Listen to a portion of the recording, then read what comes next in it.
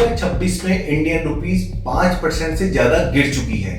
मई में तो रिकॉर्ड $97 के आसपास तक पहुंच गई। ऐसा क्यों हुआ? क्योंकि विदेशी इन्वेस्टर, जिन्हें हम FII या FPI कहते हैं, उन्होंने 5 दिनों में ही 40,000 करोड़ के इंडियन स्टॉक्स बेच दिए। ये इतना बड़ा नंबर है कि उन्होंने हर दिन 8,000 करोड़ रुपए बाहर निकाले। तो सरकार के सामने एक ही सवाल था, इन्हें रोके कैसे और नए इन्वेस्टर को लाए कैसे। तो सरकार ने एक ऑर्डिनेंस जारी किया और एक ही झटके में 3 बड़े टैक्स हटा दिए। ये सिर्फ विदेशी इन्वेस्टर्स के लिए ऐसा किया गया और इसका सीधा असर पड़ेगा हमारी और आपकी पॉकेट, शेयर मार्केट और रुपी पर। तो आज का वीडियो है सिर्फ FIIs पर।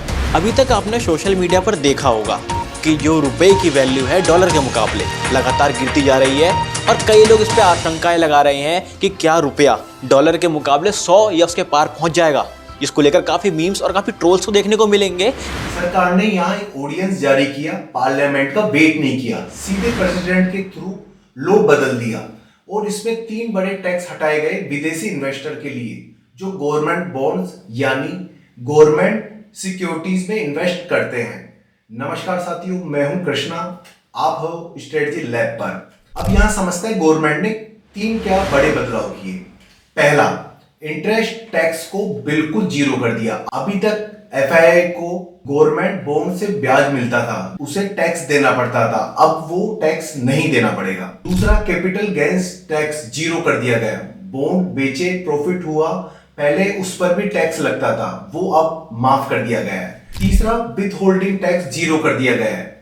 ये एक और 20% का टैक्स था जो पैसा बाहर जाता था तो उस वक्त ये लगाया जाता था, वो अब यहाँ खत्म कर दिया गया है। और सबसे इंटरेस्टिंग बात, ये 1 अप्रैल 2026 से ही लागू कर दिया गया है। मतलब जो FIIs ने अप्रैल के बाद इन्वेस्ट किया है उन्हें ऑलरेडी दिया गया टैक्स भी वापस मिलेगा या एडजस्ट होगा। यहाँ NRI के लिए भी इन्वेस्टमेंट लिमिट बढ़ा दी गई है। बहुत सारे NRI है जो चाहते थे कि अपने ही देश में कुछ पैसा लगाए, लेकिन लिमिट थी कितना इन्वेस्टमेंट कर सकते हैं, वो लिमिट अब बढ़ गई है। मतलब अगर आपका कोई रिश्तेदार US, UK या गल्फ में है, वो अब ज्यादा डॉलर इंडिया में भेज सकता है सीधे बॉन्ड मार्केट में।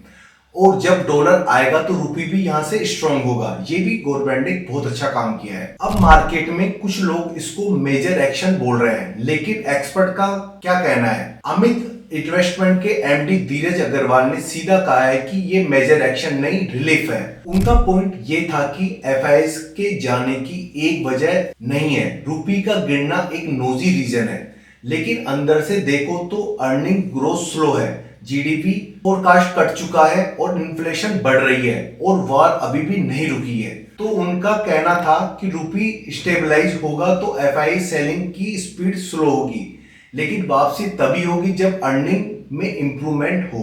यहाँ एक जरूरी सूचना भी है, व्हाट्सएप पर अभी बहुत अफवाह चल रही है कि LTCG और HTCG भी हटने वाले हैं इक्विटी इन्वेस्टर के लिए। तो मैं आपको क्लियरली बता दूं, इकोनॉमिक पॉलिसी एडिटर लक्ष्यमाना रॉय ने कंफर्म किया है कि ये प्रपोजल कभी एक्टिव पॉइंट में था ही नहीं, ये सिर्फ रूमर था। अभी के लिए इक्विटी पर कोई टैक्स रिलीफ नहीं आई है, फ्यूचर में शायद हो भी सकता है, लेकिन अभी तो बिल्कुल नहीं है। सरकार ने ये एक स्मार्ट मूव लिया है, डॉलर को अंदर लाने का रास्ता बनाया है। रुपी को शॉर्ट टर्म में सपोर्ट मिलेगा, लेकिन लॉन्ग टर्म में मार्केट रिकवरी के लिए अभी भी वेट करना पड़ेगा। GDP ग्रोथ, अर्निंग और वॉर सिचुएशन, ये सब इंप्रूव होना चाहिए। अगर ये वीडियो आपको हेल्पफुल लगा तो लाइक करें, सब्सक्राइब करें और नीचे कमेंट में बताएं क्या आपको लगता है कि FII वापस आएंगे। Thank you.